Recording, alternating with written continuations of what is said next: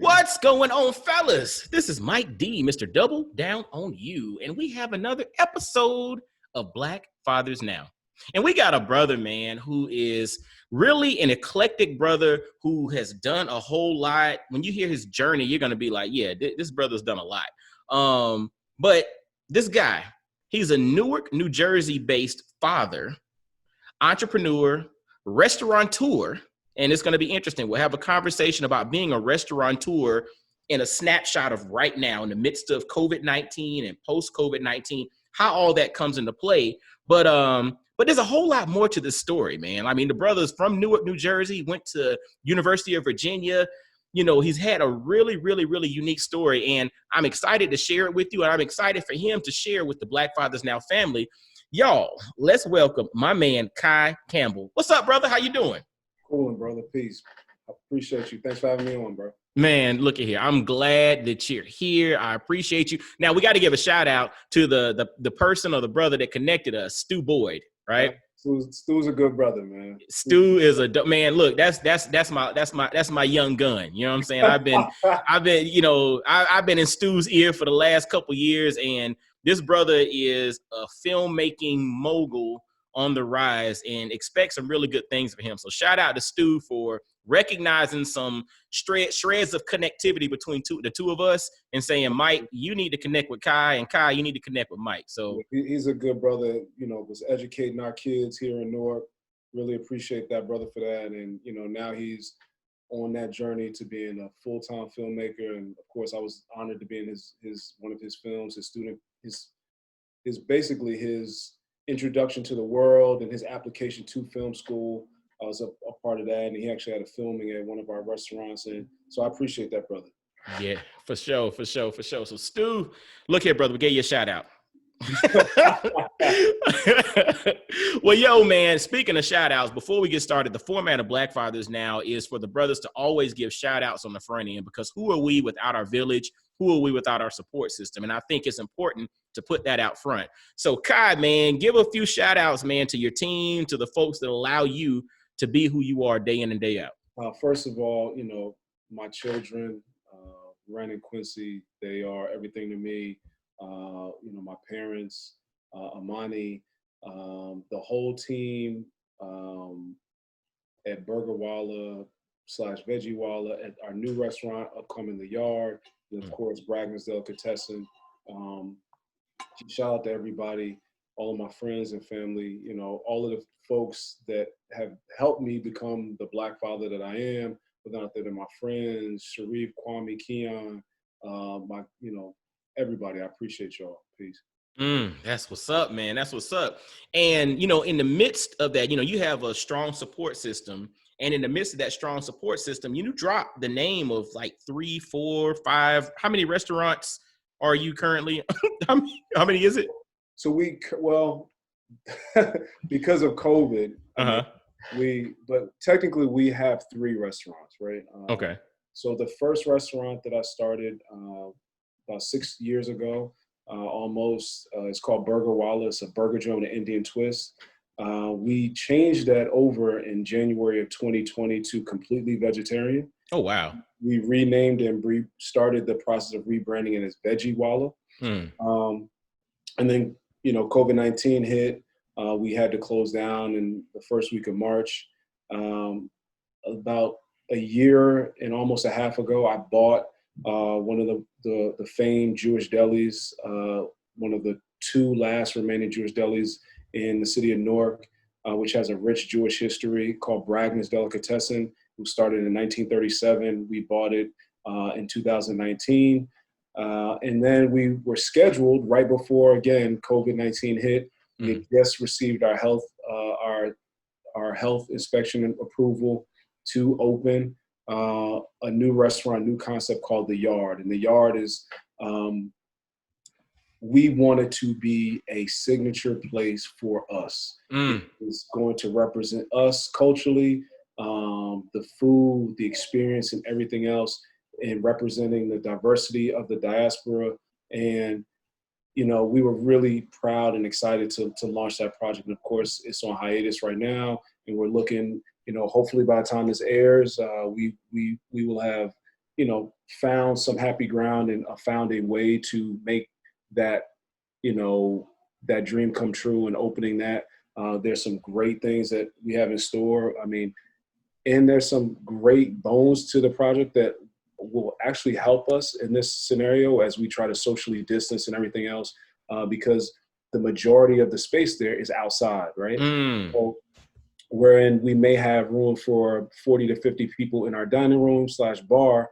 Outside, we could easily, even with social distancing, we could seat 200 people, Wow. So in that, when we were thinking about it, just in our team meeting over the past couple of days, we may be or have the opportunity to be one of the largest restaurants in the area, just because we have such a large outdoor space, you know what I mean? And what that means and what that could mean for our community, and the vitality of our neighborhood being downtown Newark for that specific location. So long story short, we have 3. We're trying to work on some other stuff, but right now we're operating 2, which closed because of COVID. We've been doing some things. We partner with Audible and World Central Kitchen, and they created a thing called Newark Working Kitchens. And, some foundations and some donors, Michael B. Jordan, came together with the mayor of Newark, Raz Baraka, and they basically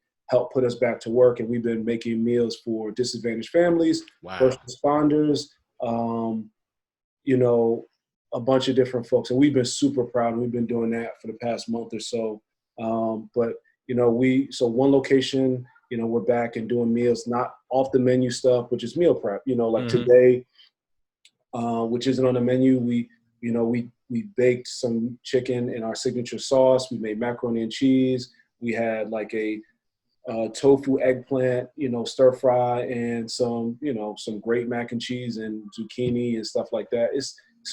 And we change it every day. Some days we do Latin, some days we do Indian, some days we do Asian, some days we do Italian, just to give our community some diversity. And even when you are making meals for folks that are disadvantaged, that doesn't mean that you have to give them. We set a standard here at all of our restaurants, and I don't care who you are. You know what I mean? If we're cooking for the Duchess of Knoxville, or somebody that has not eaten in the past couple of days because they are financially insecure, we are there. Eating is a religious experience for us, and the preparation of that food, the serving of that food, and hopefully the breaking of bread with that food is like I said, a religious experience for us, and we take it very, very seriously. And we've been doing, our team that's been knocking it out. We've put about 25 to 30% of our staff back to work with this initiative. So again, shout out to Audible, World Central Kitchen, Jose Andres. I don't know if he's been nominated for a Nobel Peace Prize, but his work that he's been doing around the world as a famous chef, but in places that are near and dear to, especially to the folks in Newark, places like Puerto Rico, Newark, all these Black and brown communities around, especially the United States. We've been put back to work, even just to get us going, you know what I mean? To put meals on our own family's tables. Yes.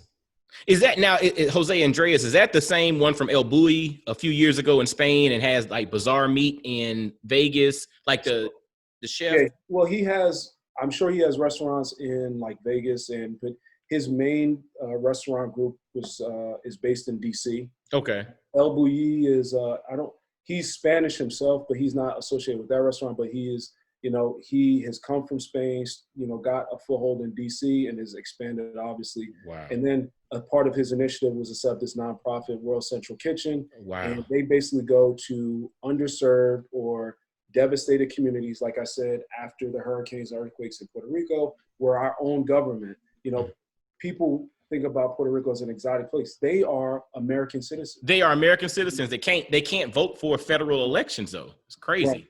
Right. But I, as a child, used to play baseball in Puerto Rico. I have a lot of love for, folks down there, and to see that and be inspired by that. And again, not trying to just go out and say, well, I'm giving people rice and butter. or pasta and tomatoes. You know what I mean? It's sort of like trying to do meals that cater to communities, that set a standard. You know, we were very, very, you know, proud to work with that organization and, you know, to have him at the helm of that initiative. Like I said, the brother should be nominated for a Nobel Peace Prize, in my opinion.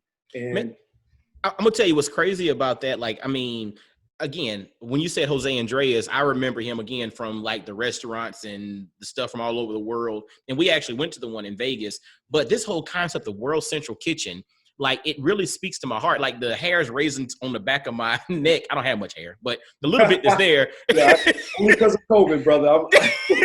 Mine is, look, man, I'm follically challenged, man. It is what it is. But at least I got a round one so I can rock a ball head. But the concept of World Central Kitchen, man, and the way that you were talking about, you know, everybody deserves quality. That is something that literally, it speaks to my heart, because what I notice in giving, or in the notion of, you know, people say giving back. I just say giving. In the concept of giving, a lot of times we realize that a lot of people are selfish givers. And when I say selfish givers, you're giving people what you want them to have versus either giving them an experience that they deserve or giving them what they need or what they want. And I think what this does, this concept of the World Central Kitchen, and what you all are being able to do by setting standards for food quality and flavor profiles and all of that, is not, I mean, again, no knock to people who are in a position and don't have the resources and they just give, you know, they give them sandwiches and things of that sort. But if you're in a position in which you can offer that level of quality, service, experience to those that maybe financially could not afford it, dude, you don't realize how much that can potentially spark something inside of that person. And before this, one of the main tenets of the business that we run is customer service, right? Mm-hmm. Amongst the two other things, but customer service to me, right, is about giving somebody something that you aren't necessarily aware of, right? For instance, you don't know if somebody's coming in with their last $10, right? And all they want is to escape what they're doing or what they're going through with that religious experience of a meal, a good meal. A bad meal can ruin your month. It could ruin your day. It could drive you over the edge, but that good meal could save your life. You know what I'm saying? And people don't think about that. And I tell people all the time, respect that black and brown dollar, because so often we think of poor folks, and that doesn't mean black and brown people are poor. That's right. We don't respect our dollar enough, right? And when I say ours, I'm thinking also, look, poor folks, black and brown folks, people that are disadvantaged are a part of my cohort, a part of my village, you know what I mean? And I want to put forth a better product for them, right? Because it means that much more, as opposed to somebody that can just waste that away, right? You never know where somebody's coming, you don't know where they're going, right? So if I can give something that you are literally putting into your body to live, then I want you to live properly, you know what I mean? So when I tell people, just because we're making food for a certain portion of our population doesn't mean I'm going to stop using Bell and Evans to make sure it's hormone-free, free-range chicken. You know what I mean? That it's the top of the line that some folks go to Whole Foods and pay a certain price for. We're still going to give them that. You know what I'm saying? We're still going to use our same suppliers, you know, stuff like that. And it's a major, major sticking point. I mean, I can training the staff to do new things, and I see somebody just quickly, boom, boom, boom. And my grandmother was the lunch lady, you know what I'm saying? And that means a lot for me, because you remember in school, some people couldn't afford lunch. You know what I'm saying? And you don't know what that meal does for a student. Some kids now, and we don't even think about that. We've been out of school for a few months now. Some kids depend on that one meal from that lunch lady to get them through the entire day. And imagine having to learn through that, right? So imagine having to cope with somebody, You don't have health insurance, but Mm. somebody has COVID-19. You don't have health insurance. You can't afford a mask. So you may not be able to go to a grocery store, which says by law you have to have a mask on. Or you might be afraid. You know what I'm saying? That meal is going to get you through. And that's how I want our staff, or how I want our team, and how I approach it. And I hope that when they do get it, I want them, you know what I'm saying? I want them to feel that energy, that religious energy that helps provide life and sustenance. You know what I mean? So, I mean, that's big for us. That's super big. Man, like the whole concept of a good meal can save your life. Everybody deserves quality. You're creating a religious experience with the service that you're providing. And to me, you can take the food out and whatever you're serving, if you're creating that experience for whoever's encountering it, that's going to have a lasting effect, because the other part to it is, like you mentioned, you don't know what that person's going through, right? What's happened already. We have no understanding of everybody's story. Everybody's story is different, right? And we don't know what tomorrow's going to bring. All we have is a snapshot of the present moment. And by doubling down on that particular moment, making sure that quality is imperative, but the biggest thing is that experience is imperative, is something that has a lasting effect. That thing has tails. That's something that people will remember for years to come. And one of the questions I want to ask though is, like, you're here now, right? Right. But what about your story? Like, what about your origin story? You're growing up. What experiences led to this mindset, this heart that you have? What about your growing up? What about your life led to this perspective? I mean, I am nothing but, you know, the unrealized dreams of my ancestors, you know, and what they have done, not even my parents' parents and their parents, you know, my great grandmother, my great grandmother was a bootlegger and a sharecropper. She had 3 children,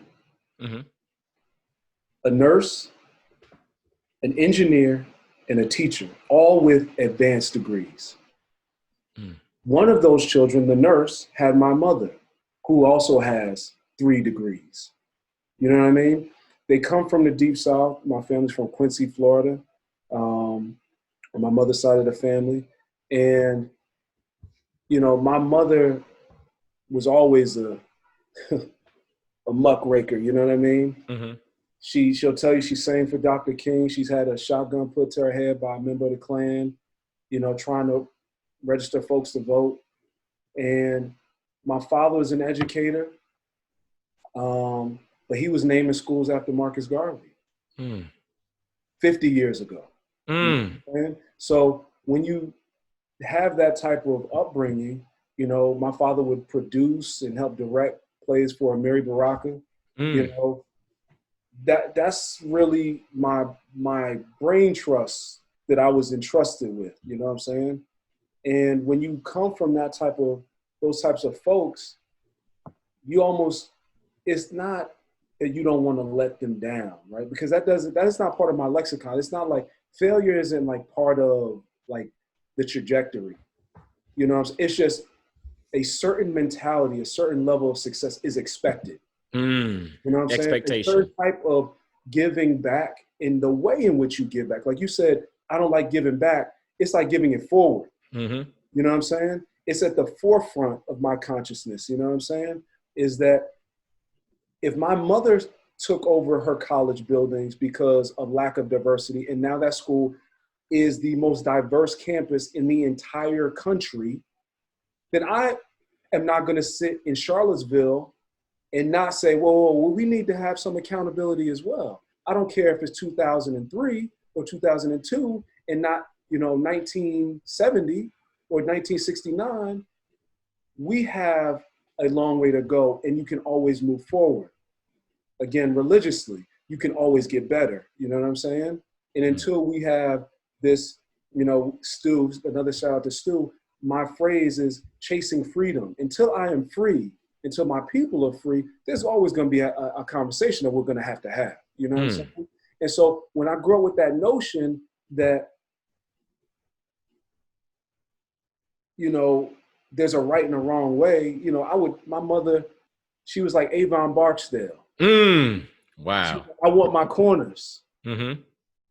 And that meant you couldn't sell drugs on her corners. I'm like, Wow. Mom, you're gonna get me beat up when I'm walking. I'm just trying to go get some Chico sticks. Mm-hmm. You know what I'm saying? I'm trying to go get a CNC fruit punch, but I gotta look at these dope boys because you won't let them sell drugs on our corners because that ain't what we do. Mm. You know what I'm saying? And this is your mom. Bro, I've seen in Newark, New Jersey. Newark in the 80s. Wow. I've seen my mother thump with grown men. Wow. You know what I'm saying? Wow. And the same goes through, like, it's a generational thing, you know what I'm saying? And how my family moved from the South to the North because my grandmother couldn't get a job as a nurse, so she came to New Jersey. Mm. How my grandfather, after the service, settled in Compton and became a leader in his community, you know what I'm saying?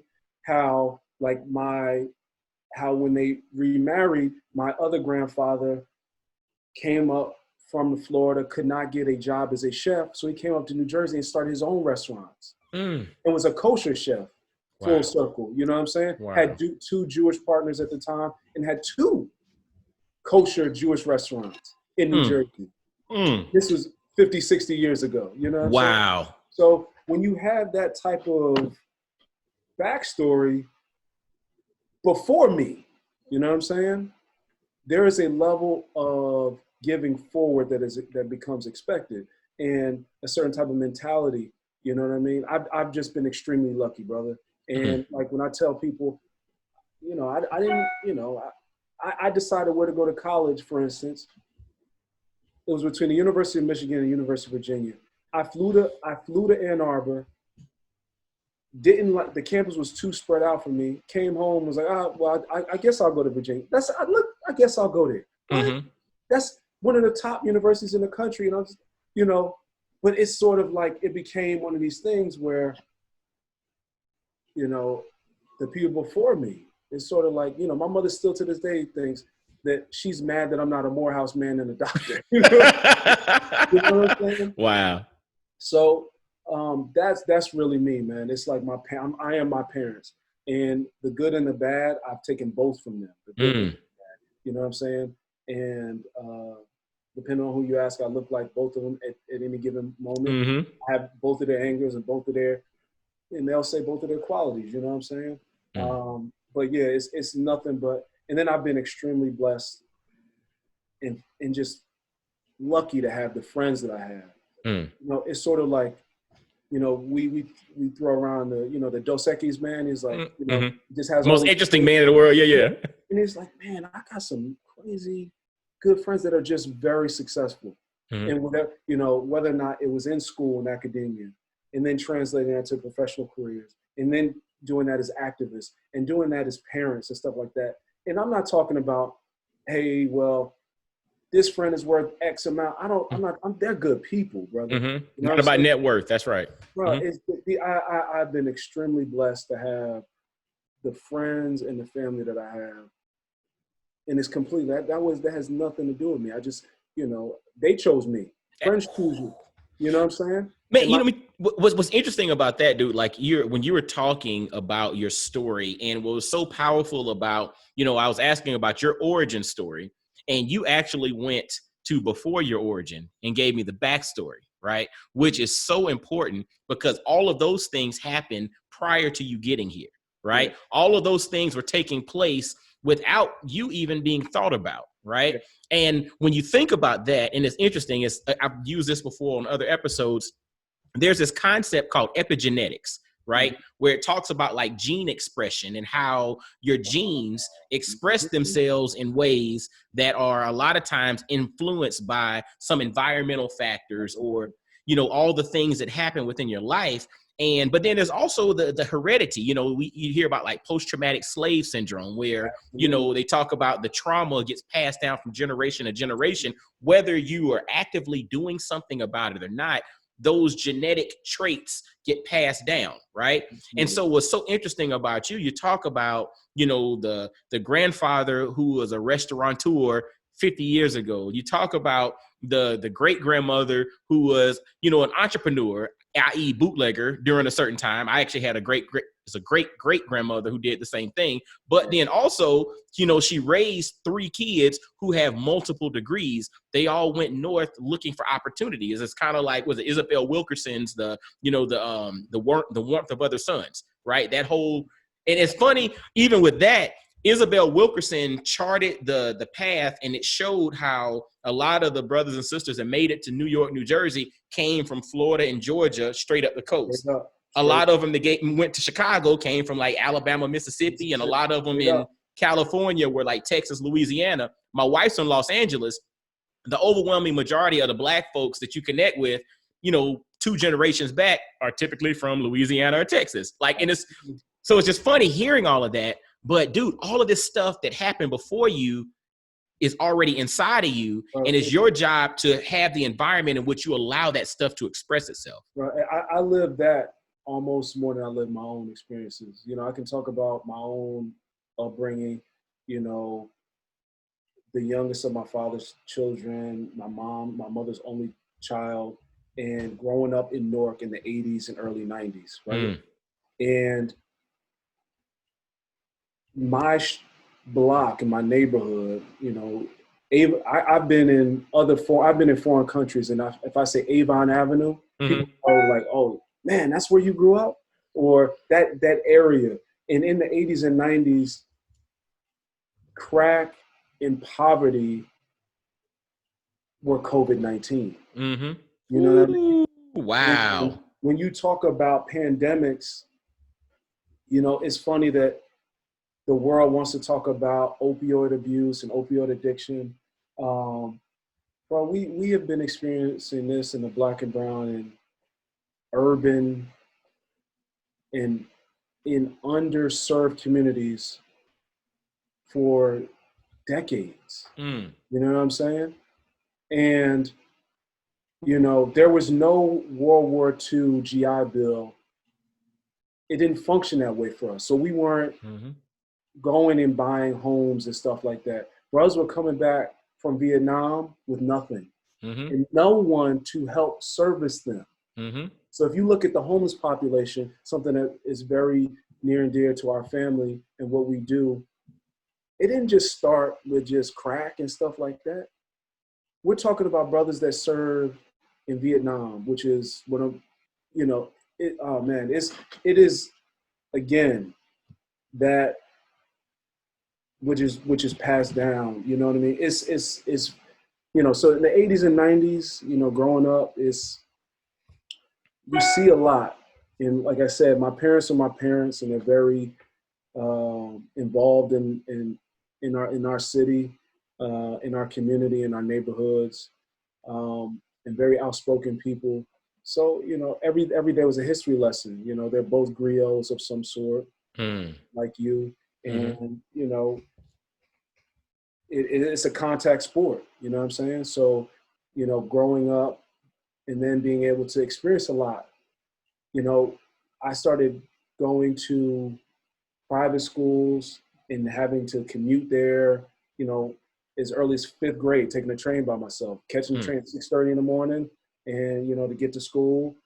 And it's having that diverse experience. Going from one of the best public elementary schools, which is in the middle of the hood to this day, and reciting and singing the Negro National Anthem every day, and going to a private school and being the only one. Wow. You know what I'm saying? And taking those experiences and still living my truth. You know what I'm saying? And still trying to maintain myself. It was a trip, and recognizing that at an early age. You know what I'm saying? It had a very lasting effects on me, but it was that foundation of excellence that our entire neighborhood, our entire village expected of us. You know what I'm saying? And being able, like, you go to a private school and they put you in the remedial classes. And like, oh, you're doing too well. We're gonna put you back. You know what I'm saying? It's like, oh, what happened? You know what I'm saying? Wow. And then going to high school in a very diverse place, even though it's suburban, I still maintain some level of diversity. And Summit, New Jersey. That's where I ended up finishing high school. And then to University of Virginia, where I studied economics. And University of Virginia, and this is pre, white nationalist marching. Absolutely, yep. And stuff like that. But it was still right with that type of energy. You know what I'm saying? You go to places that were built by enslaved African Americans, enslaved Africans, and you still feel that energy. So I'm in here learning English in the basement where the enslaved were kept. I'm learning English. I'm learning the King's English in this room at UVA. At UVA. Oh my God! I'm the only person of color, other than the teacher who was from Nepal. Wow. And not being able to talk about that. So when, for instance, a brother is killed or a brother is told that they're getting the police called on them and then having to go to work the next day, that was UVA. To experience all of that stuff and then have to go and perform. And I'm like, I don't feel like performing. I did what I had to do. I got what I needed to get, and I was done. You know what I'm saying? And did some really good work down there. Charlottesville is a beautiful place. I used to spend a lot of time in Virginia growing up in the 757 Tidewater and Chesapeake. Yeah, Hampton Roads area. Absolutely. Yeah. That's where I learned to swim and read. That's all I needed for the rest of my life. Wow. But I realized within a week or two trying to find a barbershop that there's po folks everywhere. And this block looks just like my block. And I realized that that's where I would form my home. And I got to meet a lot of people. One of the best moments of my life recently is brother came into my shop, one of my shops, and he said, "Yo, you don't remember me." It was a brother from the hood in Charlottesville. It was like, "Yo, I know you, but you don't remember me. And you did X, Y, and Z." And I'm like, "Yo, my goodness."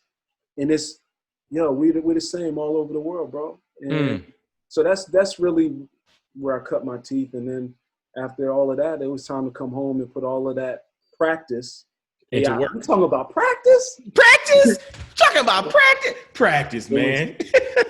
AI 757 again. There it is. It's game time though. Game time. So it was time to come home to Newark, and I was a brother by the name of Baye Wilson was starting this thing called National Hip Hop Political Convention with people like Raz Baraka and some other good folks, organizing activists from all around the country. And they gave me a job, you know what I mean? And my first gig, and I was organizing and doing some stuff there. And then I went to work for the government as an economist and doing economic development work right after that. And, I worked for Sharp James, who was the second Black mayor of the city of Newark. He followed Ken Gibson, and he gave me my first real job where I had to get dressed every day. Gotcha. And then I stayed on after that. I did some really good projects there, and he threatened to fire me. I threatened to quit, all the time. And then Cory Booker came on and was the mayor after Sharp James, and one of Cory's folks asked me to stay, and basically we revamped economic development into what it is today in the city of Newark. I'm super proud of that work. We did some very, very great things, that are just now coming to fruition. Wow. So that's really what economic development does is, you work on something and it gets built 10 years later. You know what I mean? Man, talk a little bit about that, man. Like the concept of economic development. So we hear the term, right? And we think we know what it is. Right. But you mentioned economic development is, the planning and processing for things that happen 10 years later, right? Because I guess all the red tape and all the stuff that has to happen and the infrastructure and the pieces to the puzzles have to get put into place. Talk to us a little bit about, how economic development does come into play. And maybe even if you have some examples of some of the things that you all were able to do in Newark and that have come to fruition, recently. Yeah. Give us a framework of what that really looks like. So, economic development for me is, it's not just building buildings. Mm-hmm. It's not just recruiting retail tenants. It's not just building, apartments and, stuff like that. I would tell people, when people ask me, why are you so mad? I would say, why aren't you mad enough? Right? Because I'm from this place. I have to worry about who's building the building, why they're building the building, where they're building the building, who's going to live or work in the building after it's done, who's going to shop or, at the building and occupy the building after it's built. You know what I mean? And so for me, it's about equity. It's about empowerment. If you look at what Maynard Jackson did in Atlanta. Yes. And why that was not done in every majority Black or brown city in the It does not make sense. Dude, I'm from Augusta, Georgia. Went to college in Atlanta. I went to Georgia Tech. And so, Maynard Jackson literally, he basically stated that if they're having, like when they constructed the Hartsfield-Jackson International Airport, it's like if, half of the contracts are going to go to Black folks, and if they don't go, you're not building. And it's like he literally put those stopgaps in place, and that created so many Black millionaires, entrepreneurial opportunities and all, but just because he just said, you know what, I'm going to open up a framework for that to happen. And I'm not just going to open it up. I'm going to demand and say it ain't going to happen unless y'all stick to this. Absolutely. So listen, my father says this all the time, right? My father was fortunate enough to become superintendent of schools for the city of Newark for a long period of time. And during that time, you float bonds, right? Mm-hmm. And he was having the school system, the school district was having a bond issuance. And so he hired some brothers to prepare that package. Now you could go to anywhere. You could have gone to JP Morgan, you could have gone to Goldman Sachs, you could have gone to any of those guys. But he chose some brothers and sisters to do it, right? Because the first time he did it, he was the only person that looked like us in the room. And he said, hey, where's all the brothers and sisters at? He said somebody leaned over, whispered to him and said, Gene, it's because you didn't bring them. Ooh, you know what I'm saying? Ooh, dude. So because you didn't bring them.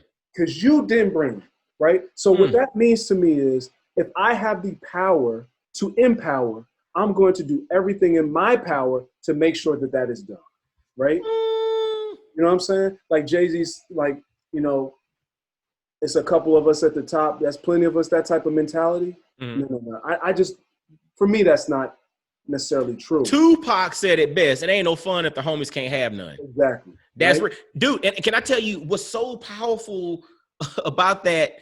Dude leaned over to your pops and said, the reason ain't nobody here is because you didn't bring them. There's a personal responsibility associated with it. And I have a personal story like that in my life.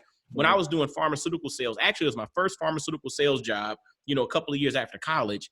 And a couple of years in, I was getting these opportunities to go work conferences in New York and Orlando and all over the place, right? Go to DC to do things, represent the company in various, commercial events, right? Where typically somebody like myself was not supposed to do, right? I was not supposed to, usually you go to these things, it was like mid-management and representatives, but I was just a rep, right? I was doing okay, but I was just a rep. And years later, the guy who was the region business director for my operating unit became a mentor of mine. And so he and I would have conversations on a regular basis. And I asked him one day, I was like, man, why is it or how was it that I got these opportunities to go to all these events, work all these conferences, rub shoulders with all these people? And this is a brother. He said, Mike, I was just doing for you what they've been doing for the white boys for years. I was giving you a taste of what was on the other side. Man, that thing hit me like a ton of bricks. And I was like, that was not even an entrepreneurial venture. That was internal within an organization. And to me, that spoke to the responsibility of what was whispered in your pop's ear. They're not here because you didn't bring them. And if you look at and think about it on the flip side, right? How many opportunities we've been denied because somebody said, no, it's not for you. But then they bring somebody else. Exactly. Or check this out, dude. I'm gonna tell you, and this is one, and to the brothers that are in corporate America, you might have heard this before as well. I've been at meetings when I used to work for different organizations. I've been at meetings and a group of us would sit together at a table, right? And you get somebody to come kind of whisper in your ear. It's like, man, y'all need to kind of split it up a little bit. You don't want it to look like you're conspiring. You don't want it to look like, dude, I'm serious. And this would be like brothers or sisters who are a little more senior in the organization, you know, looking at optics and saying, maybe y'all need to kind of spread it out. Don't have the 10 of the 500 people in there, the 10 of y'all sitting at one table together. You don't need to do that. And it was funny because a lot of times we would listen and we're listening to our elders, right? But they were coming from a place of fear. They weren't looking at it from the perspective of, it's okay for us to sit together. They can sit together. They can sit together. It's okay. It doesn't, we have to, listen, I think I told Stu this, right? Mm-hmm. I'm not apologizing anymore. Done deal. You know what I'm saying? Mm-hmm. Like, yo, listen, you know why we love watermelon? Mm-hmm. Because it's delicious. Yes. Why should I apologize? Do you think, have you ever met somebody that doesn't look like us apologize for liking apples? Nope. No, as American as apple pie, right? So why can't I just be, as American as a slice of watermelon because it's delicious? You know what I'm saying? Like, I'm not apologizing for the things that are just beautiful about us. You know what I'm saying? Ooh, and that doesn't mean that I don't have friends that, bro, my ex-wife, mother of my children, is an Indian American. You know what I'm saying? Some of my best friends in the world, I have a Jewish brother that is like a brother to me. I have brothers that I grew up with that are extremely wealthy and very white. You know what I'm saying? You know, parents are definitely Trump supporters, but I love them and they love me to death. You know what I'm saying? That doesn't, it can be, like you said, you mentioned snapshot earlier. We can be much more in totality. You know what I'm saying? Yes. We can be three-dimensional. You know what I'm saying? It is just not this flat square. It can be three-dimensional. And so, you know, I'm not apologizing for that anymore, man. And it's like, and that's the reason why, you know, I had to go out and, you know, hitch my own wagon. You know what I'm saying? It's because I know that I cannot be dictated to anymore. I'm not asking anymore. I'm not apologizing anymore. I am going to stake my claim and I'm going to bust my tail to try to make it happen, right? And I hopefully along the way will build a cohort and a team that can help us all get this thing together, right? And we have a collective vision and stuff like that. But yeah, bro, we have to, it is imperative that we give back and give forward, you know what I'm saying? Or reach back and give forward, you know what I'm saying? To borrow from what you were saying earlier, it is, we have to create our own tables. We have to create our own meals, you know what I'm saying? And we have to ensure that the recipes are passed down, that when one of us gets up and leaves the table, we make sure that we don't just remove that seat as well. Whoa. You gotta park right there, because I'm gonna tell you fellas, I hope you're literally just sitting here taking in every gem this brother is dropping. But this thing that he just said right there, we cannot gloss over it. We got to dive into that. When you get up from the table, we have to make sure you're not grabbing your chair and taking it with you. Dude, like that, that's a scarcity mindset, right? It's like I came across something, and it's a while, not even too long ago, but it was talking about 3 different components, and it said, you know, those that are socioeconomically challenged, or what we would consider poor. I'm using air quotes here because I don't think people are poor. I think it's the mindset thing there. But those that are socioeconomically challenged, they live off of scarcity, right? Those that are considered middle class or kind of middle of the road, it's all about comfort. Whereas you start looking at wealthy, or you start looking at those that are titans of industry, it's all about control. And so from a decision-making perspective, how do we make decisions in virtually every aspect of life? And it's interesting, it literally plays to that. from the standpoint of where your mind is. Are you dealing with scarcity and everything's about, I don't want to lose what I got. I got to hold on to it. Right. Is it about how do I make it more and more comfortable, more and more convenient? Or is it about, you know what? I'm really trying to control the deck of cards. It's about control here. Right. And so when you mention that concept of removing your chair from the table as you get up, to me, that's a scarcity mindset. Whereas if you're trying to be comfortable, you're like, all right, I just want to have a little more elbow room and keep my seat there. Whereas that person who's controlling it is like, you know what? This table might be big enough, but I think we need to add a few more planks on it so we can get 20 or 30 more people there. Yeah, that scared mindset, brother. We're afraid of what we don't know, right? So we are not, in this country, we are not taught time value of money, right? Which should be taught from elementary school. And most people have never sat down with a financial advisor, right? And I'm not talking about, this is the guy that's going to, what stocks I should buy. I'm talking about advisor. Exactly. Listen, different. Sit down, have an honest conversation with yourself and your partner, or whomever influences you and you influence, and say, what do we want? What would make us happy? What would make us fulfilled? What would help make us free? And most people think that number is like, I need $1 million in cash, right? Nope. I sat down, I said, you know what? I like this type of house. I want this type of lifestyle. I want to be able to go here. And this is what I like and what I don't like and what I don't want to do. I looked at the numbers. I said, that's all it takes. Dude, let me tell you what's so interesting about, you mentioned advisor. Not just, again, it's not about, man, this stock is running, dog. You need to jump in on this one. It's not that. Yeah, because we got a whole lot of that going on now with the volatile market. Everybody's got a stock pick and a tip and a whatever, which is cool if you like to play, but that's not my stilo. Right. But what I'm saying, the concept of advisement, right? And really taking a hard look at what's needed and necessary, because to your point, everybody just says, I want to be a millionaire. It's just like, for some people, based off of your lifestyle, you might need 10 or 20x that based off of the type of life that you need or want to live. On the flip side, you might be a person, if you really are honest about it, I just want a comfortable crib. I want to be able to send the kids to college. I want to be able to take a vacation once or twice a year, and you're just like, I just need a fraction of that. And you're good. If people realize that, there's some people that I'm like, man, look at you. You don't even know.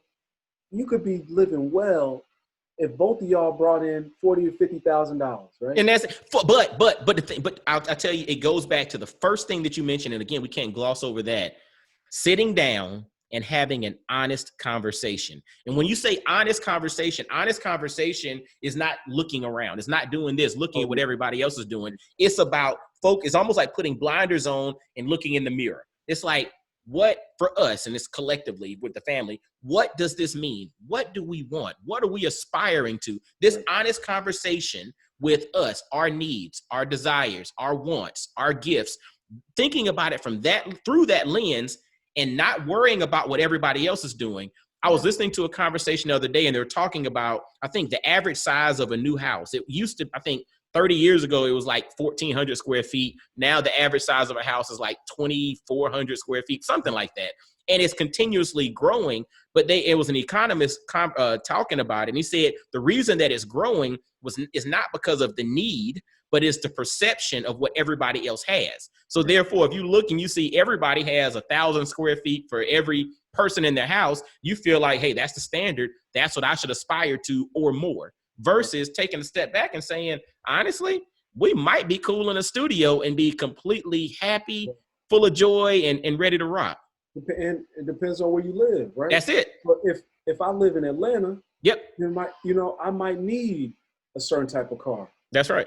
But if I live in New York City and Brooklyn, I'm like, yo, what's the point of that car? That's it. You spend more money trying to park it.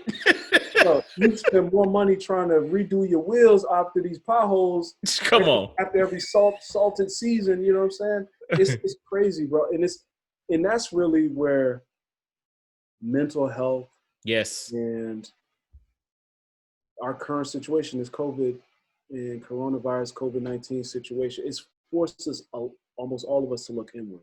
I don't care. My friends that are extremely wealthy and my friends that are extremely disadvantaged are doing the same exact thing. Mm-hmm. We're sitting and we're Yeah, thinking. that's right. And so having that honest conversation with your spouse, with yourself, your spouse, your partner, your children, you know what I'm saying? To say, all right, listen, what are we going to do? Right? Mm-hmm. What are we going to do to change this paradigm? Right? And I hope that it's an honest conversation because we are having to do it with the restaurants. I'm having to do it with my family. And, you know, we're trying to come out of that with something that resembles a plan.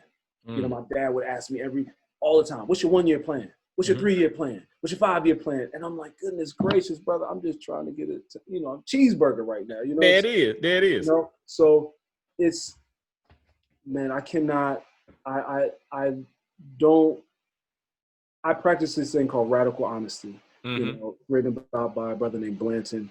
And I have to practice it with myself first, right? About my wants, desires, and fears, and how all of that needs to be mitigated so that I can get free.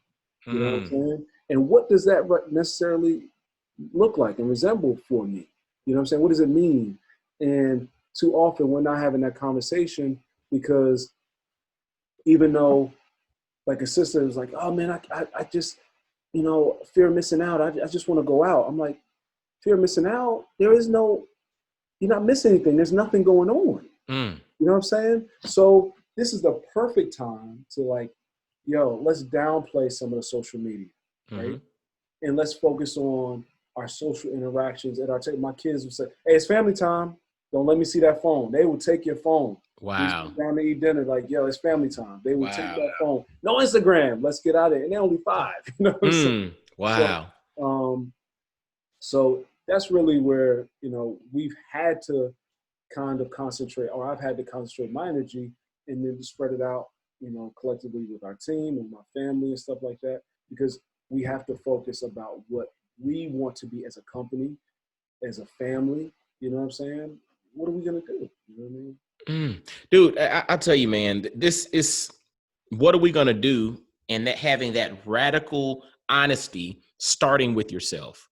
And one of the things that I think, especially, you know, the Black male experience is the notion of really being honest with ourselves, because honesty means that you have to confront the good stuff that you want everybody to see. But on the flip side, that also means you got to confront the stuff that you're like, I pray to God nobody finds out about this. But you have to deal with that. You have to come to grips with it. You have to accept it because, you know, when I do speaking engagements, I talk about the concept of each individual is like a 500-piece puzzle, right? When you think about it, you are a 500-piece jigsaw puzzle, meaning you have all kind of pieces with jagged edges. Some stuff fits together. Some stuff you got to find how it fits together. But the thing is, if you take a 500-piece jigsaw puzzle and you give somebody one piece to that, there are very few people that can decipher what that 500-piece puzzle looks like by looking at one piece, right? But a lot of times we take one piece and we define ourselves by that one piece. It's that one good thing that we want to shine, that we want everybody in the world to see, that one piece. But the reality is that's only one, and you got 499 other pieces that we're not shining with, we're not putting out front. But the thing about it, your puzzle's not complete without that one piece, but you can also not define the totality of that puzzle with that one piece. Absolutely. And so I think to that point, the concept, fellas, I hope y'all are paying attention to the gems that Kai is dropping. The concept of radical honesty with yourself, it starts with you. We can't be honest with everybody else. We can't tell everybody else what's wrong with them and how they got to fix this and how they got to fix that. If we're not willing to look in the mirror and accept everything, warts and all, the good, the bad, the ugly, the stuff you want everybody to see, the shit that you don't want nobody to know about. I mean, I'm not saying you need to broadcast everything about yourself over social media, but what I'm saying is you have to be honest with yourself, meaning you have to come to grips with it. You have to expect it. You have to understand it, but you have to find some level of peace to come to grips with it, because all of those pieces are pieces of you. And without any one of those pieces, you're incomplete. Well, that's, you know, it's so apropos as we talked about, you know, what's going on in Minneapolis right now. Mm-hmm. And every time this happens in my lifetime, I start to think about, okay, what's our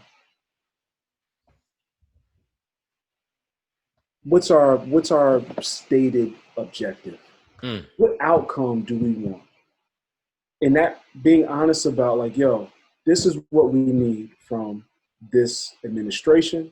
This is what we need from this community. This is what we need from the police force. This is what we need from everybody, right?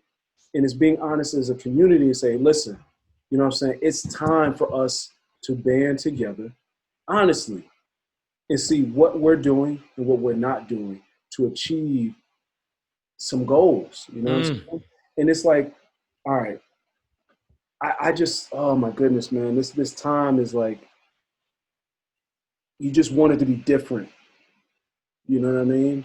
Is this the moment of honesty where our community is going to see that we need like a Spike Lee movie, School Days, wake up. You know what I'm saying? I remember Katrina happening, and I had some negative experiences in New Orleans personally. Mm-hmm.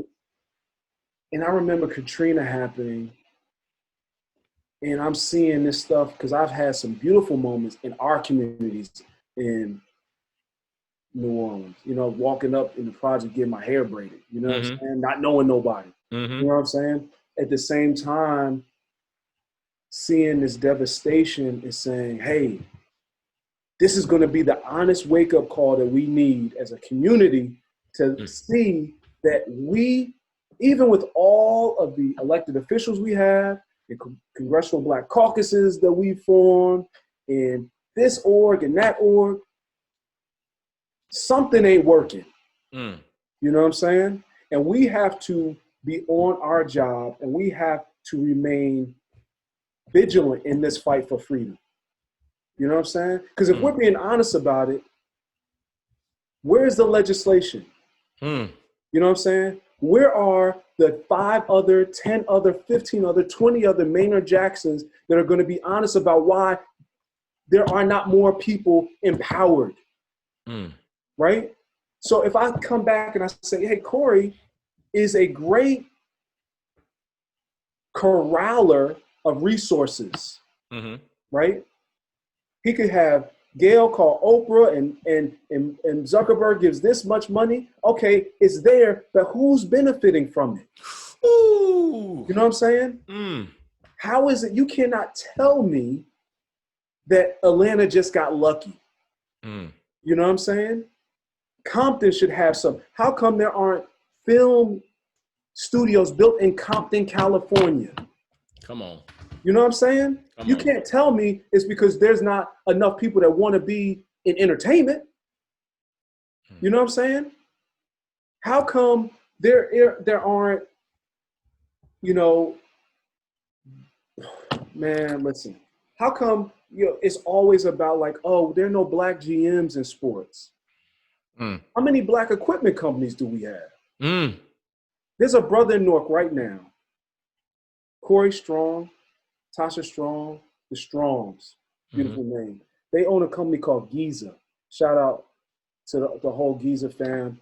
This brother started off in manufacturing, then went on to manufacture Basque boots. If anybody knows high-end mountaineering and that type of stuff, Basque, B-A-S-Q-U-E, he started manufacturing Basque boots.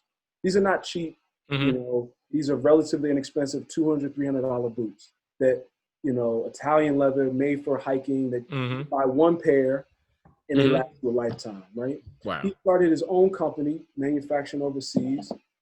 You mean to tell me that this brother from Newark just got lucky, coming from nothing? You know what I'm saying? No, we need to say, hey, listen, I don't need to only be the GM and the player, but I want that contract to build the water bottles. Yes. Wow. You know what I'm saying? Wow. Supply chain. Thinking about supply chain across the board. Across the board, brother. Like everybody ain't meant to just be a coach. You know what I'm saying? Like I don't get that. Like listen, I want the contract that only builds the eyelets for the shoelaces. Come on. You know what I'm saying? Like what? Yeah. dude, hold on, because I'm gonna tell you what's so crazy about that. Like you're speaking supply chain, right? You're speaking from an economic perspective, something that a lot of people, if you've never had exposure or experience in manufacturing or putting things together, you think that Sony sits there and manufactures the electronic device that you have in your house, from start to finish. They don't understand supply chain. Sony just stamps their name on it. There's 1,000 different component companies that have a piece of constructing all that. All of them are doing well because they know the time value of money, and they can say, hey, listen, I'm cool with just making X amount. That's right. You know what I'm saying? And that's X amount, and this brother makes X amount, and this sister makes X amount. And guess what? Our community, oh man, we got some real control and power. I just make the buttons on the remote control. That's it. That's my piece to the puzzle. That's my part of the supply chain. But I think to your point, it's education, awareness, and then having access to those opportunities. So it's like, if the door has always been shut on the supply chain and you don't understand it, and those that are there are not ones that are like, hey, I want to expose this brother because this brother might come and take mine. Forget all of that, man. I don't look at life from a zero-sum game perspective. There's enough out there for everybody if you're open, you're aware, and you're willing to take the step to get there. But to your point, brothers, supply chain, understanding pieces to the puzzle. But to Kai's point, why not is because we have not stood there and demanded that, because we got everything we need to do it. We just ain't doing it, but we haven't taken that honest look in the mirror. Right. You can't tell me there are not enough, you said you went to Tech. Yeah. You mean to tell me Tech ain't graduated 1,000 Black engineers yet? Probably in the past 3 years they have. Exactly. You know what I'm saying? So how come we're not banding together to say, hey, listen, there's a reason why certain foreign governments should not be in control of engineering operations in countries within Africa. You know what I'm saying? Wait a second. This brother went to MIT. This brother went to Tech. This brother went to UVA. Wait a second. We're just going to recruit them. I have a brother that works in the stock exchange in Nigeria. I'm like, he's like, listen, I don't need to be in the stock exchange in New York. I go over here with my folks. You know what I'm saying? And that's what we need. Like it was the year of return last year. Yeah. We need it can't just be the year. It is the decade of return. You know what I'm saying? Then it's the decade of expansion. The decade of solidarity. It's all of these things that we have to, man, listen. It's like, Michelle said, like you sit at the table with all of these folks, and it's like the Wizard of Oz. Oh, this is so hard and difficult. And then you get to the table, you're like, what, that's it? That's it. People, we get so enamored with things that we don't know. Dude, it's the celebrity part. And I'm going to tell you what's so powerful about that. Once you start connecting with high achieving people and folks in various circles, and you start having legit, like just casual conversations through interviews, through all of that. And you start to, it's almost like, back in the day, if you play sports, when you go to camps and all that stuff, you size yourself up. You're like, all right, it's like that, it's like, I can hang on. I heard about him. Yeah, I heard about him. It's like, nah, he ain't that big. You're like, he ain't that strong. He ain't that fast. You're sizing yourself up. And what's interesting is when you get into these circles and you have conversations with the high performers or the people that the world sees as being that person, yes, there is some level of talent involved with some, but then the other part to it is you're like, these are regular folks who just had an opportunity, or they're just a regular folks who had an infrastructure behind them, or they're just regular folks who were willing to walk in that purpose. And if enough of us can start to realize that with the collective talent, dude, but I think there's also a concerted effort so that is not realized, because I think powers that are currently in place know that if I mess around and let you crack this door open, and you see that, dude, you would run circles around everybody in this room. I can't let you in this room, because then I no longer have my leverage. Yeah. I'm a degree of separation away from like Ivanka Trump, right? You mean to tell me that she ain't that smart, brother? You know what I'm saying? And it is one of those things. And this is not to say that things don't require talent. Because that's Absolutely. what I'm saying, right? Absolutely. Because that's like, why Barack was president. Oh, well, it was easy. No, that what that brother did was exceptional, especially in academia and rising through the ranks and stuff like that. But what I'm saying is that you sit at the table and you realize, oh, I have the stomach for this meal too. You know what I'm saying? And it's sort of like, oh, I can eat this. That's deep. It's like my daughters spend a lot of time in Mexico. And we walk the streets and they'll eat crickets with chili pepper on them. And for somebody like, oh my God, look at that. That's crazy. What is that? Then you taste it, you're like, oh, tastes like chicken. Taste like chicken. And that's what I'm not apologizing anymore. It tastes like chicken. You know what I'm saying? And we sit at the table, and if I'm willing to let other brothers and sisters say, hey, listen, hey, taste that. It don't taste so bad, huh? Guess what? We even might have a recipe to make this a little bit better. You know what I'm saying? And it's that entire ecosystem and sphere of influence that we need to start, like to your point, we need to start putting together those pieces of the puzzle. You know what I'm saying? And not be afraid that, oh my God, this is a 1,000-piece puzzle. Well, I'm gonna stick to this little. Nah, bro. It's let's get together. You do this part, I do this part. You know what I'm saying? Hold on. Speaking of the supply chain with that, do you know that there's some brother that we could have access to that could put that 1,000-piece puzzle together in probably an hour? So see, that's the other part to it, right? It's like we're so limited by what we think our intellectual capabilities are. On a personal level, you give me a 1,000-piece puzzle, my eyes are gonna cross. You know what I'm saying? But on the flip side, like my father-in-law would probably put that thing together in like an hour or two. Yeah. Like that's because he likes puzzles. He does that, And so to your point, we got it. We just got to use it, and we got to have the testicular fortitude to walk in it and try it. So and that's another thing, right? To that point is that we can't be fearful of people that just know stuff that's either different or better than us, right? And that's the intergenerational thing. Yes. I had this conversation with my parents and like, yo, that's, Bragman's. Why I bought Bragman? That's a young man's game. Hey, I don't, you know what I'm saying? It's sort of like, let us have this turn. Let us carry you. Yes. Forward. You know what I'm saying? Again, let us pay it forward. You know what I'm saying? You reach back, now I'm going to pay it forward. And not being afraid to just like, yo, I'm not afraid. I love a team. Oh my goodness, I love a good team.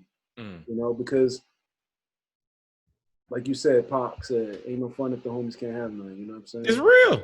Yeah. It's real. Absolutely.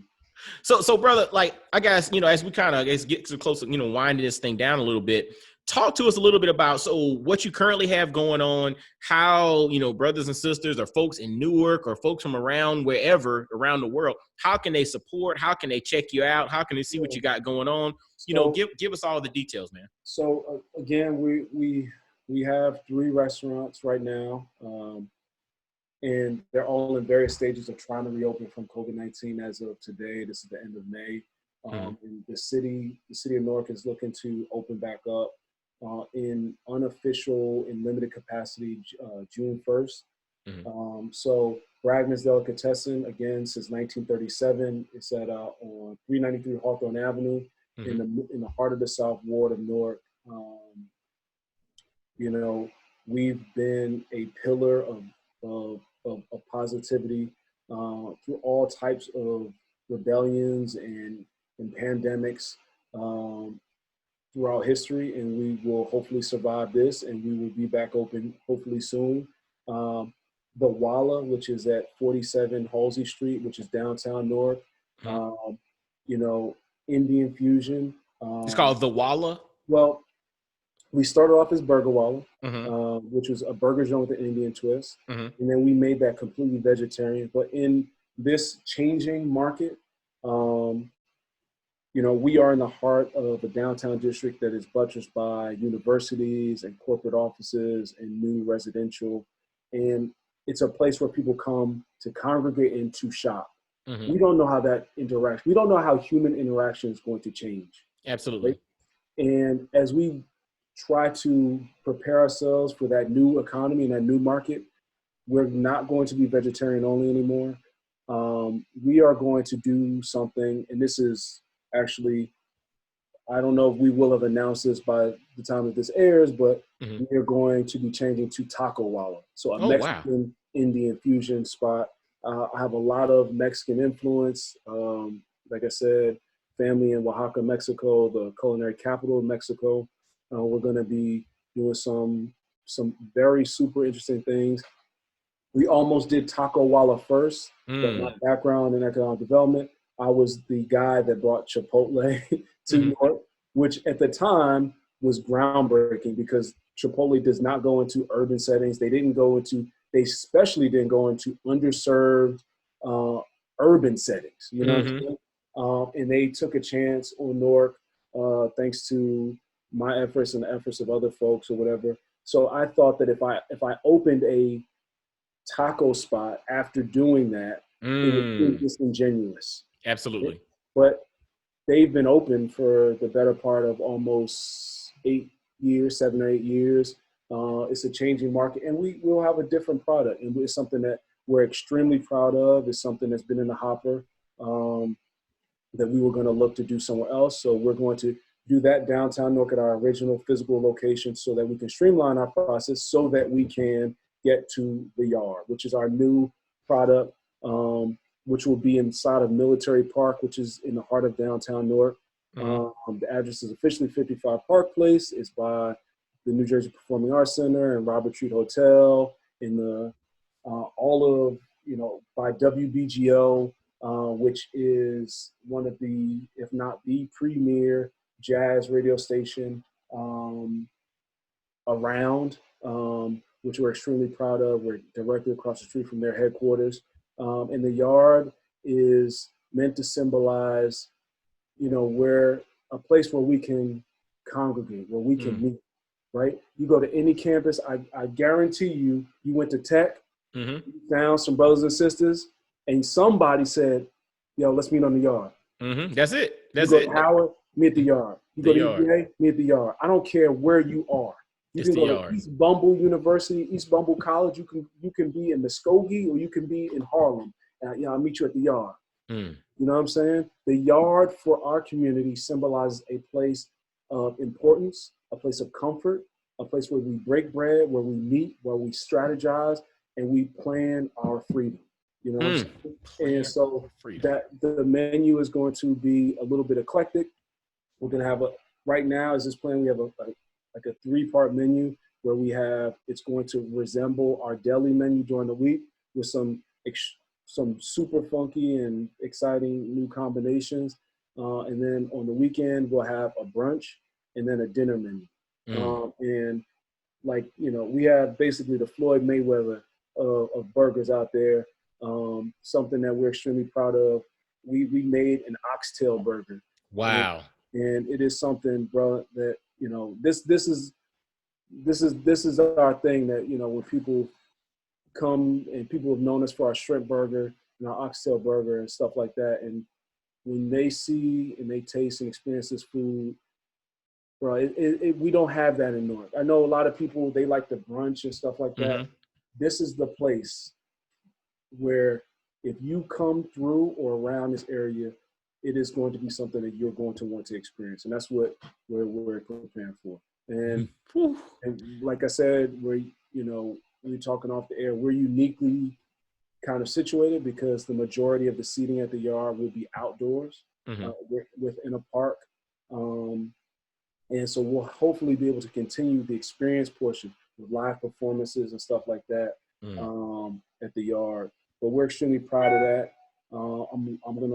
We're gonna be launching some merch. I'm launching a clothing company that's going to basically drive our merchandising called onomatopoeia. One of my favorite words because it does it dumb down.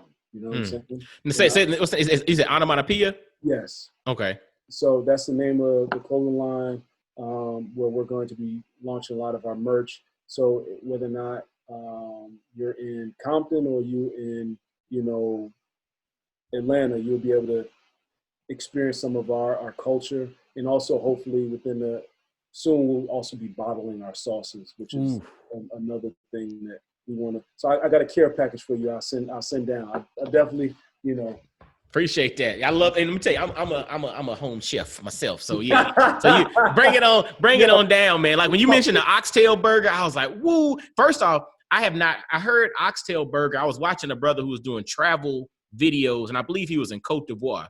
And the place that he was at, they had oxtail burgers. And I don't think I'd ever heard someone talk about an oxtail burger except for that, if I'm not mistaken. And yeah, dude, it's something, brother. I guarantee we put it up against any burger in the world.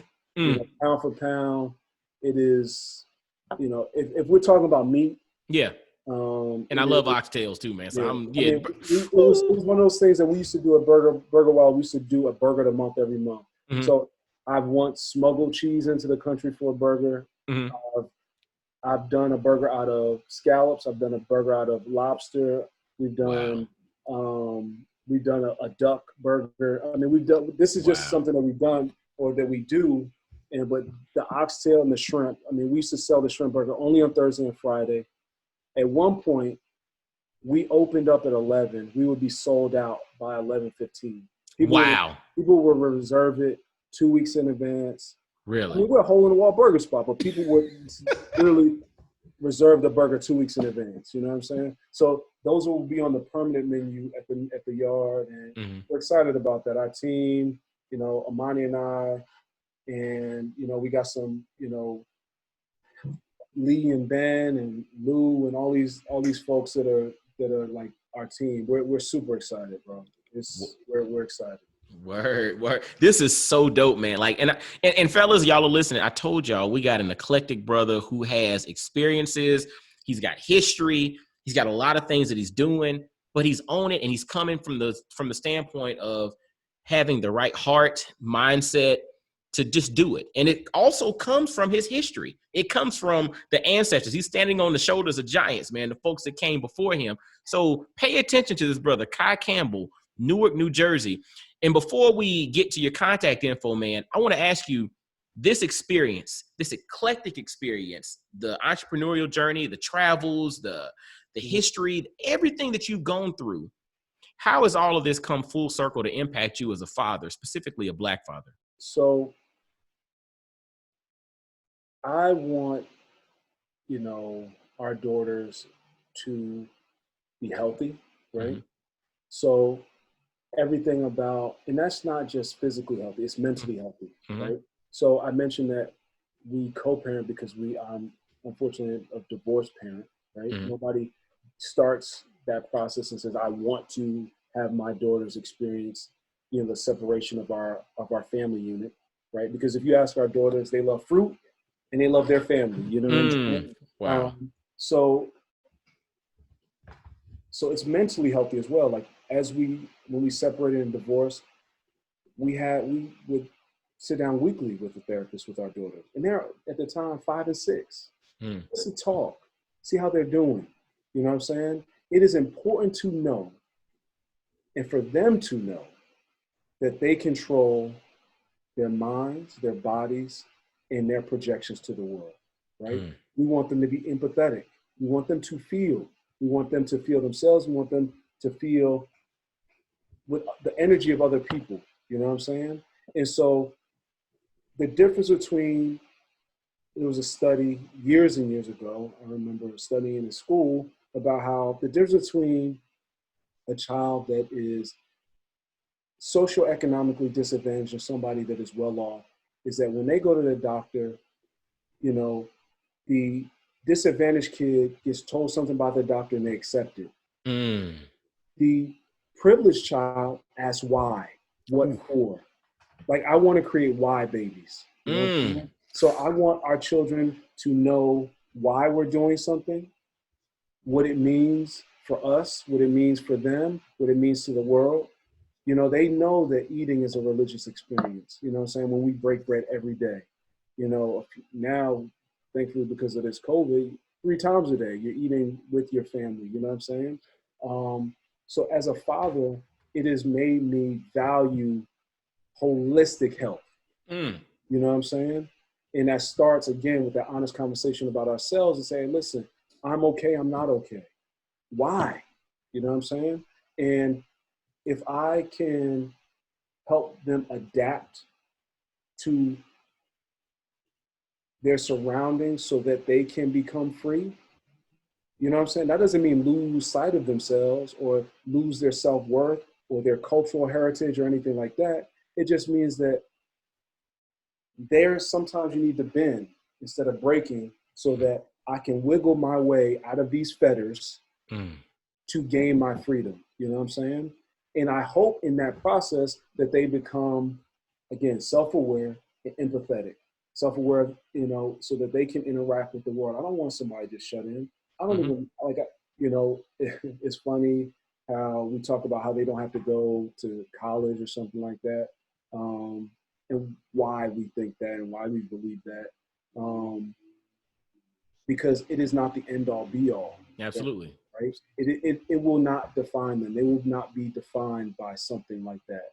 They will have to define themselves for themselves. You know what I'm saying? Why I've never once posted an image of my children on social media, or even when people are taking pictures of them in public spaces and use it for advertising, we purposely and politely ask them to remove it, because they need to know that as little Black women and as Black women and adult Black women, they control their image. They control their bodies. And if I'm being honest and about our community, I can't speak for all communities, but our community, we have a problem with how sisters are treated. You know what I'm saying? How they are abused mentally and physically. You know what I'm saying? And the hurdles that they have to go over to achieve what they have to. Now, we have some too, right? But when we're ducking, they're jumping. And we know that sometimes we have to help them up, you know what I'm saying, over the hurdle. And sometimes they have to help us duck. You know what I'm saying? But that's a symbiotic relationship that I want to instill in them as a Black father, because we talk a lot about Black men and the war that is waged on the Black male body, right? And that war is also waged on the sister's mental, you know what I'm saying? And like, I cannot sit idle and not try to, you know, be the type of father that they need for those reasons. You know what I mean? So yeah. So in this time, you know, with everything going on and the history of rebellion in Newark and the rebellion in all these places that we live and we hold dear, you know, no, we're not going to shy away from that. You know what I'm saying? Man, dude, you said, I want to create why babies. I want my babies to ask why. I want them to understand why. And the goal is when they understand why, then they can ultimately be free, because freedom's the ultimate goal. Exactly. It's not a job. It's not a business. It's not a this. It's freedom. Because when you are truly free, you're free to do anything. Anything you want. And you mentioned something too, that they control their image and their bodies. Control. You know, if you rewind back in this conversation, I mentioned the concepts of, you know, socioeconomically oppressed or those that are financially lacking is scarcity. For those that are kind of in the middle, it's always about comfort. Right. For those that have a wealthy mindset, it's about control. So what you're instilling in them is, I want you to be why babies, and I want you to ultimately be free. But then I'm also planting a seed of a wealthy mindset, because I also want you to understand that you control your destiny. You control your image. You control your body. You control how you allow people to treat you. And I want you to grow up with that in your heart. So as a dad, brother, I'm going to tell you, I jotted that note down, and that's going to be part of my lexicon going forward. I'm creating why babies. Word. Like, real talk, man, because I want mine to be free. Freedom is what it's all about. Question everything, even when it's the right thing. Ooh, mic drop. Like, I got to pick my mic up and drop it on the I don't want to break it, so I ain't going to really drop it. But it might be a while before you be able to get a new one shipped to you, bro. There it is. So speaking of that, man, so we got the information. If you're in Newark, make sure to check out is a Bagman's Deli, right? Bragman's. Bragman's. Bragmans, Bragman's Deli, Delicatessen. Mm-hmm. It's a staple in the hood, man. Okay. We're hood legends over there since 1937. The Walla downtown, WALLA. Mm-hmm. And then, of course, the upcoming the Yard. So if you look at, social media, it's Burger Walla, everything, Bragman, Bragman's Deli, everything, and then the Yard Newark, if you look at it. Yeah.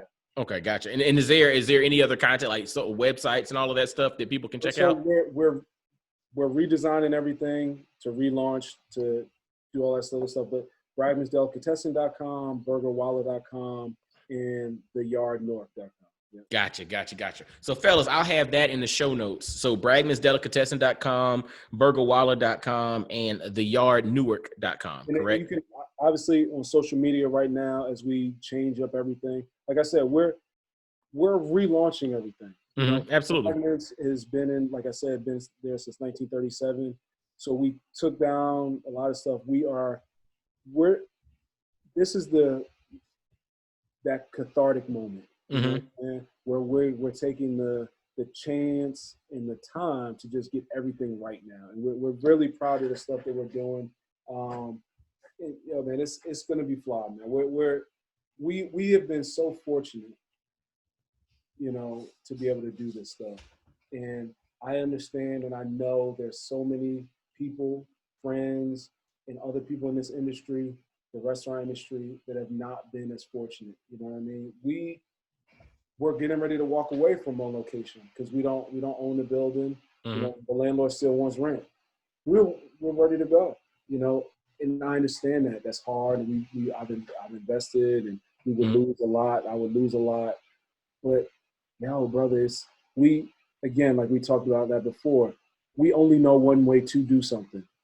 It's almost expected that it would be that we move in faith, and in a certain way. So, but yeah, man, I appreciate you, bro. This is, when we first met and Stu brought you up, and I was like, man, the Black Fathers thing, oh, bro, I'm in it. You know what I'm saying? It is this beautiful thing, you know what I'm saying, that we don't celebrate and we don't talk about. It needs to be normalized. Yes. And to have this normalized is invaluable. You know what I'm saying? And I appreciate you for it.